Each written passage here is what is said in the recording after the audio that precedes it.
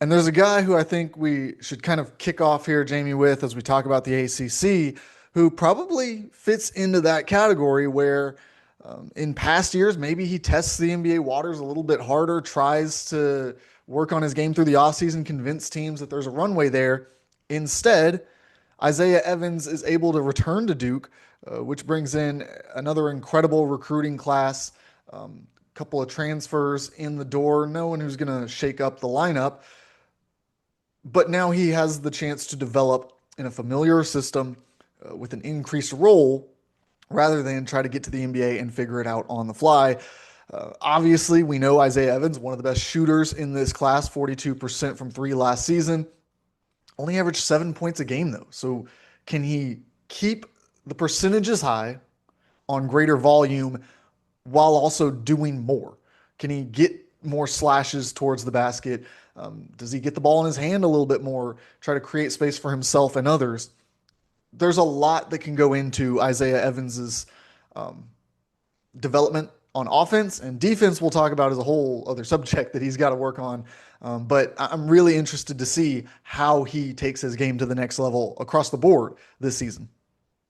I think Evans is such a unique prospect. His ability to create space and gain advantages on the offensive end of the floor is quite possibly unlike any other in college basketball. He's able to get a clean look on most possessions that he has with his footwork, with his high release, and all that. So it's going to be fascinating to see kind of what that looks like. He's going to be able to get to his shot often, and he's wired to do that. And how can you tell a guy who gets clean looks consistently, who's one of the better shooters in the country, to temper that down and move the ball and look for somebody else to get another shot as well? So it's going to be very interesting to see how he toggles in between, the best shot for the team and the best shot for him and all that type of stuff.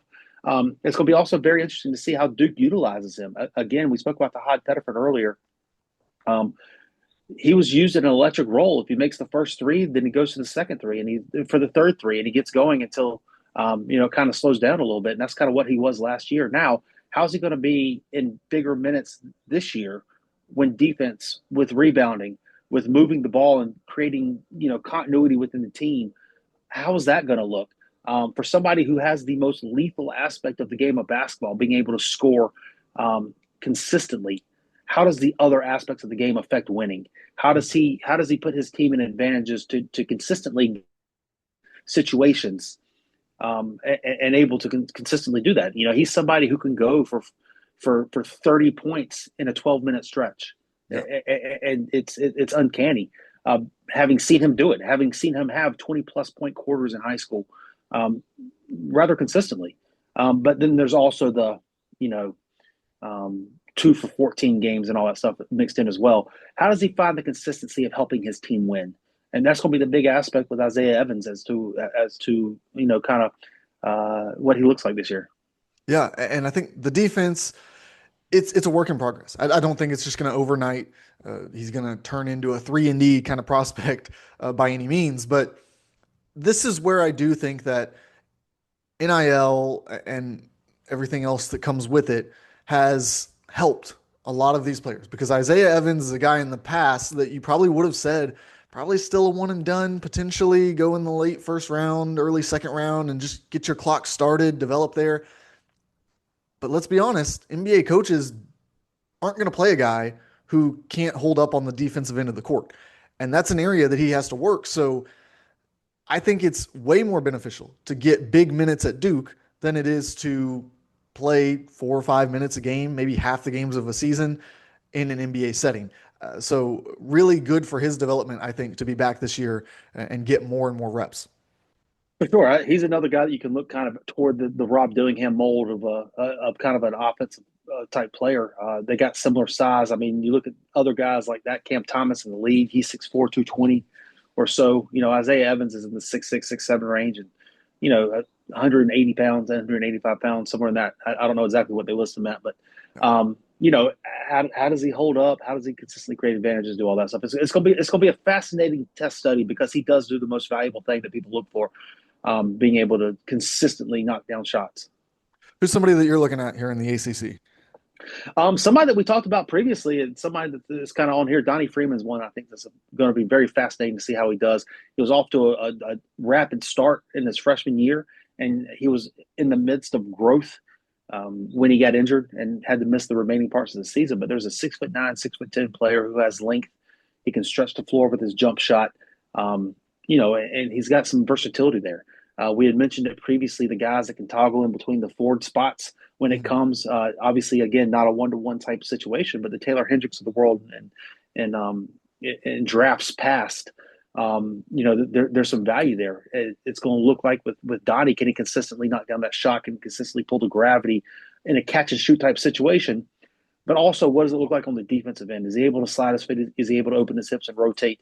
How does that look? Is he able to guard the threes as well as switching down and guarding the fours, which we kind of know he can do, getting in the passing lanes and protecting the rim a little bit and all that.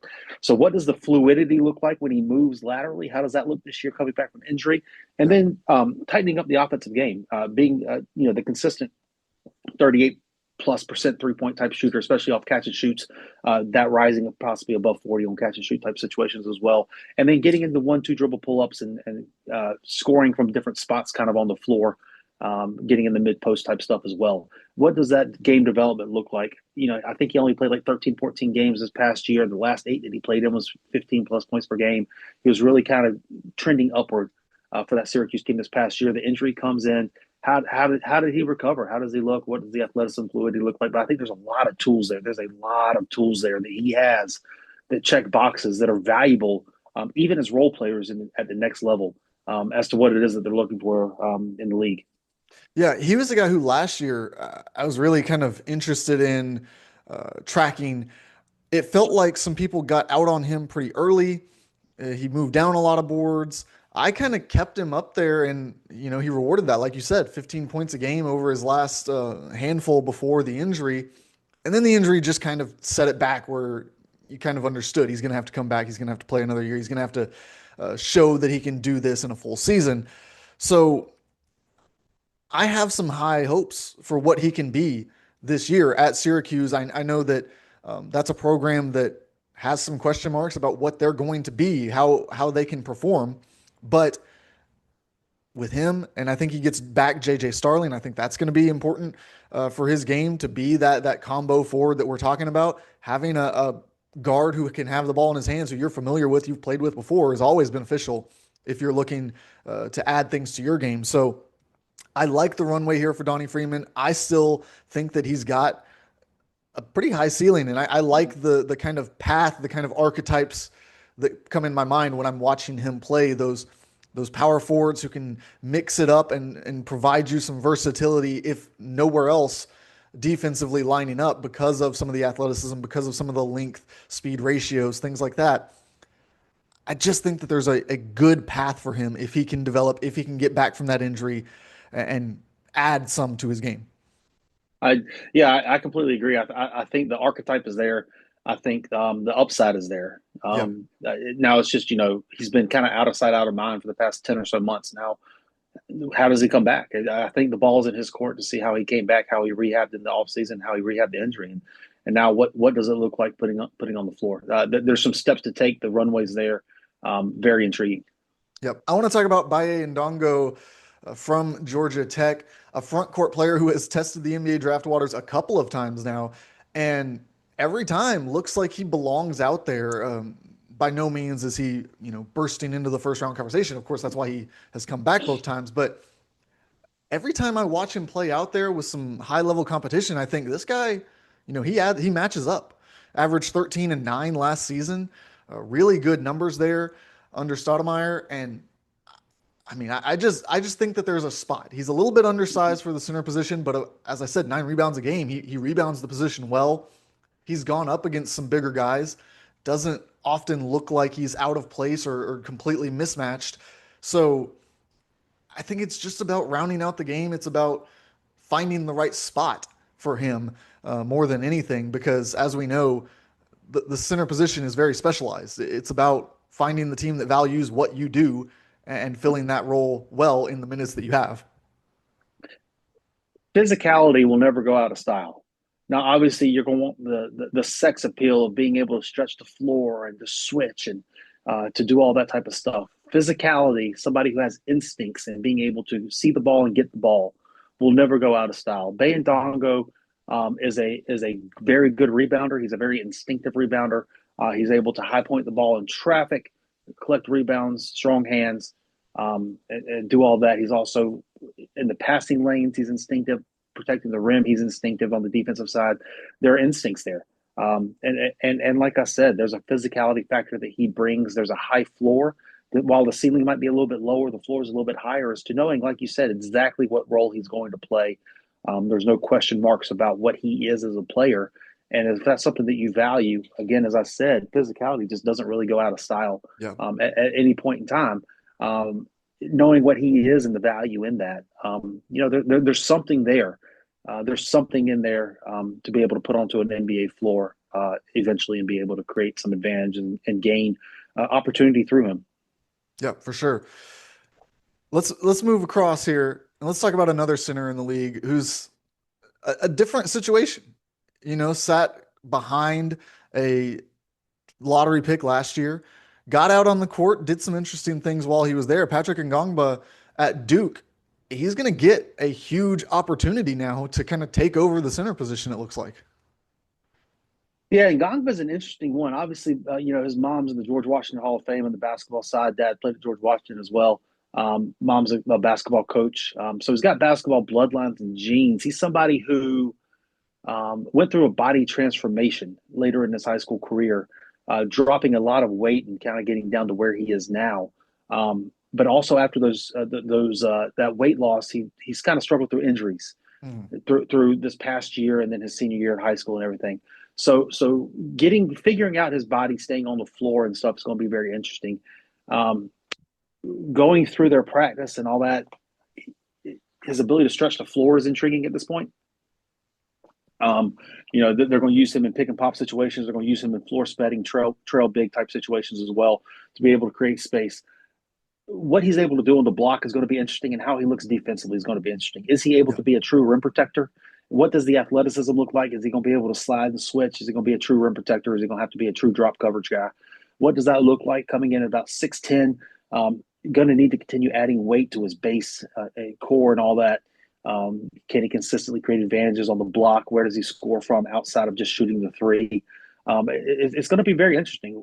When he was younger, very good hands, very good around the block, able to get over his left shoulder consistently. With this weight loss, obviously the stamina is better, and he's able to run up and down the floor a whole lot. And he's going to have opportunity this year. Will he be able to take the maturity and step into the role as to what it is? Because Duke's putting a lot into him. He's got him and Malik Brown, and those are kind of the two bigs that they have. And Malik Brown obviously has had the injuries too with the shoulder coming through as well. So he's going to have the opportunity to show what he can do. He's got a past of being able to score, being able to advantages, being able to stretch the floor and do multiple things. How does he hold up with the rigors of a full season as a starter? Yeah, and he's got one of the widest ranges of outcome here because he could definitely go out there, be the starting center for a Final Four level Duke team and put up rebounds and block shots and trail threes, and suddenly we're talking about him up in the lottery. But Yeah. there's also, like you said, there's going to be an adjustment period. It's a new role. It's a bigger opportunity. He's got to hold up first of all, beyond anything, and it's just going to be one of those names that's definitely worth tracking throughout the entire season as things go on. Yeah, for sure. He's there are opportunities there and all that. So it's gonna be interesting to watch. Yep. Who else you got that you're looking at here in the ACC? Henry Vassar, UNC is one that I'm going to be very intrigued to see how it kind of plays out with him. 7-footer coming over from Arizona, Mhm. very skilled offensively. He's going to be used in a lot of different situations. It looks like for UNC, again, somebody who's able to step out and stretch the floor. But he's also able to play out of a short roll. He's also able to play on the block, dunker spots, and use as kind of a hub as a passer. There's going to be a lot of high-low stuff that they have going through with Vesser and what he has with Caleb Wilson. So being able to create advantages in the half court in that manner, being able to stretch the floor, being able to score from multiple levels What does he look like defensively? How does he move? The switching stuff. He's legit 7 foot. Huge offensive analytics this past year at Arizona. Eager to see how it transfers into a bigger role. 20 minutes a game this past year. Eager to see what it looks like in 28 to 30 or so minutes in the ACC as a central hub in the half court for UNC. He's got a chance to take a big step. Obviously, he's got to take a step. Still kind of thin, but it's going to be interesting to see what type of step he takes and how that step looks. Yep. Really interested to see Darian Williams at NC State, another school in that area. He, of course, had a really good year for Texas Tech last year. Went through the NBA draft process like a lot of these guys that we're talking about, and it was interesting. I wasn't 100% sure which way he was going to go throughout that process for much of it. Of course, he comes back to college basketball, ends up with Will Wade, and now I don't I don't know if there's any team where I have less of an understanding of who I should be picking as the top players on the team versus who's going to be a role player than NC State, because they brought in a lot of pieces, a lot of talent, and now they're going to kind of put it together into a roster here. And so I'm really interested to see how things fall. But we know that Darian Williams is going to be part of that picture regardless. Yeah. He's somebody who you trust with the ball in his hands. He can make a play. He passes the ball. He elevates the floor of a team. There's a physicality factor. The jump shot's going to be a kind of a key factor for him if he can get the jump shot consistent this year. You can do that. You can play him at both forward positions. There's a physicality factor. As I said, he moves the ball very well. IQ. He just kind of brings a whole lot to the table Yeah. of a hub of an offense, especially at the collegiate level. Yeah, I'm really fascinated, and I have not gotten any intel on this. Probably something to look for to try to track down. But with a lot of these guys, they go through the draft process and they get feedback.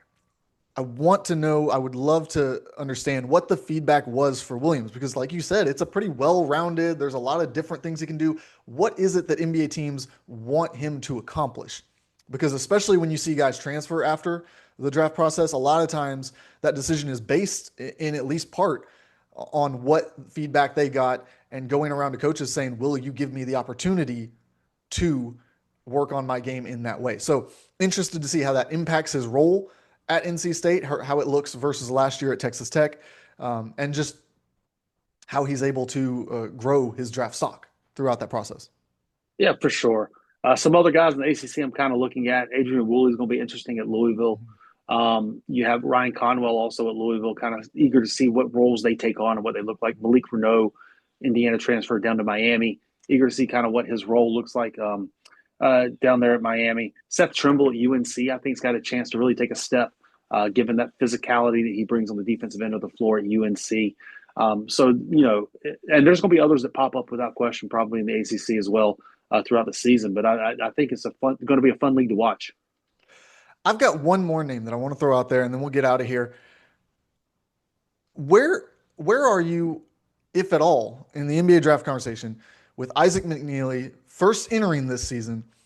But also, if I told you at the end of the year, if I said, look, he played next to Mikel Brown and it was one of the best backcourts in college basketball, what does that do in theory to his draft stock if he's able to work on and off the ball? He's able to be part of a successful backcourt because he does so many things, but he's one of those players that we talk about that it's finding the spot, finding where he adds up in the NBA.